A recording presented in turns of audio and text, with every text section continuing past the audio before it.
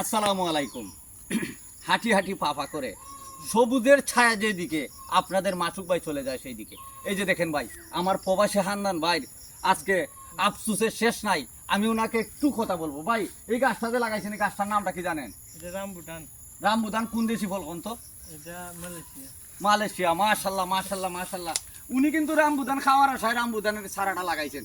ভাই, চারা ব্যবসায়ী যারা নার্সারি করে ওই ধরনের প্রবাসী ভাইদেরকে ঠকাইতেছে। দেখেন, গাছটা কিন্তু শখের বসতে লাগাইছে, উনি কিন্তু অরিজিনাল রামবুদান, কিন্তু ভাই ফল তো আসবে না। এই গাছে ফল আসবে না আমি নিশ্চিত। গাছটা কিন্তু বিষের গাছ, গাছটা কলমও নাই, গ্রাফটিনও নাই। তো বাইরে ভাই, প্রবাসীদেরকে ঠকাইয়েন না। আপনারা ব্যবসা করেন, কোনো সুবিধা নাই, কিন্তু ঠকাইবেন না প্রবাসী ভাইদেরকে। প্রবাসী ভাইদের রক্তের কষ্টের টাকা, গাম মাথার গাম পায়ে ফেলাইয়া টাকা বাংলাদেশে ফাটায়, বাংলাদেশের ওই টাকার রেমিডিস দিয়ে বাংলাদেশ চলে। ওদেরকে ঠকাইবেন না। আপনারা কখনো ভুলেও এই ধরনের প্রতারণা করবেন না। রামবুদান দিছেন ভালো কথা, গাছ দিছেন সঠিক, কিন্তু ভাই ওই গাছে মাল আসবে না। তো ভালো থাকবেন, খুদা হাফেজ।